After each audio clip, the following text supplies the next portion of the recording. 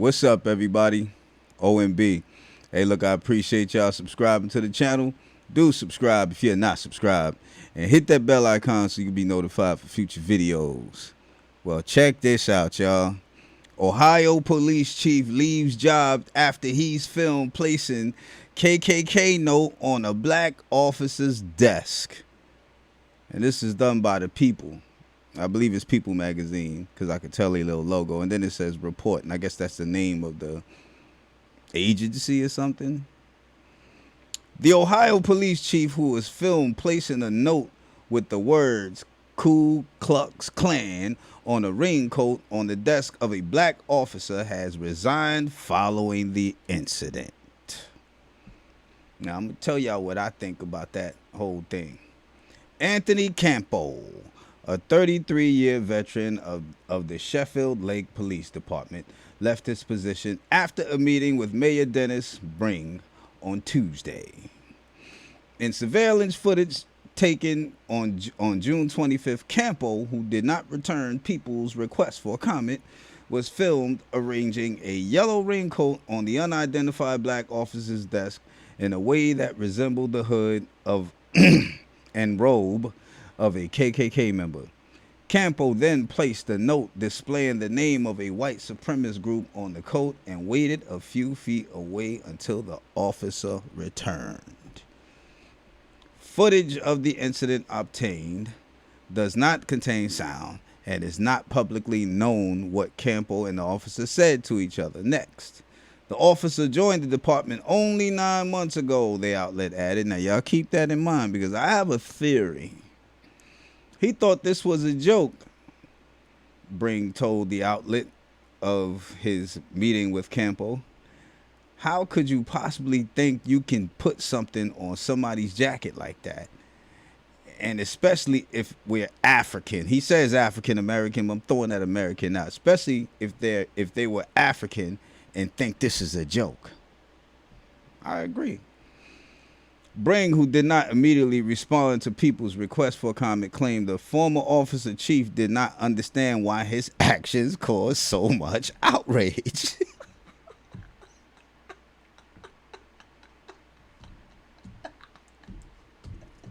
Oh, sorry, y'all gotta laugh at that, man. Yo, people are funny. Just funny. But I do have a theory. I don't know what was going through the man's mind, he continued. I don't have a clue. And like I said, that's what he keeps saying. I think everybody else view what he did is not a joke.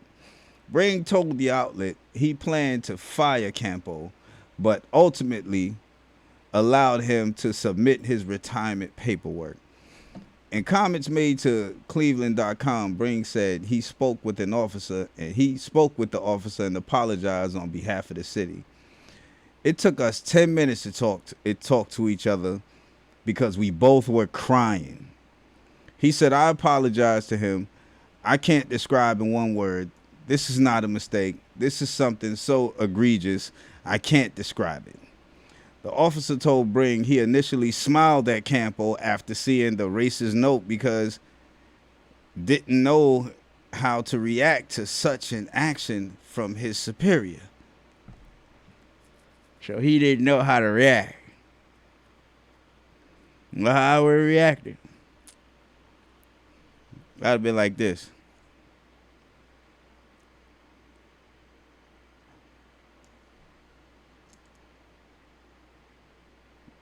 You can't be serious, right? Like, word. Like, come on. But I got a theory. But let me finish the story. Campo told the Morning Journal he hired the officer in question and meant the note to be an attempt of humor. He also reportedly offered an apology.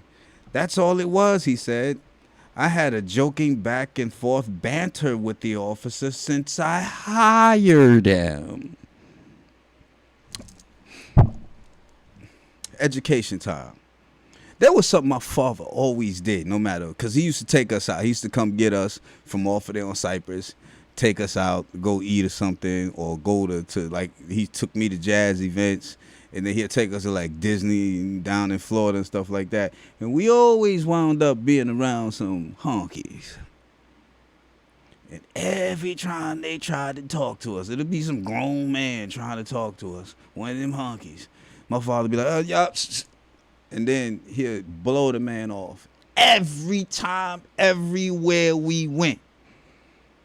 I never knew why he did that. But I found out when I came here to Florida. Check it. Not me personally, because my father, like I said, when we was young, he kept us from doing that. So when I came here to Florida, I wasn't doing that. But I've watched brothers go out here with these white folks and have that kind of relationship.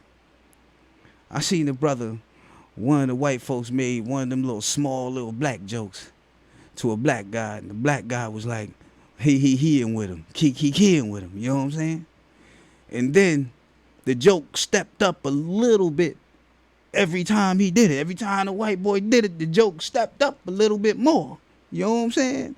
And then it stepped up to where it was flat out racist.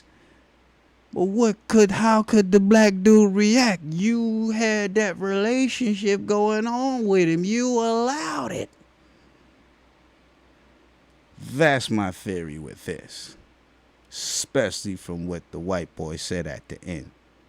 But anyway, that's that story. I just want to tell y'all that, give y'all something to, think about. You know what I mean? O&B signing out. Peace.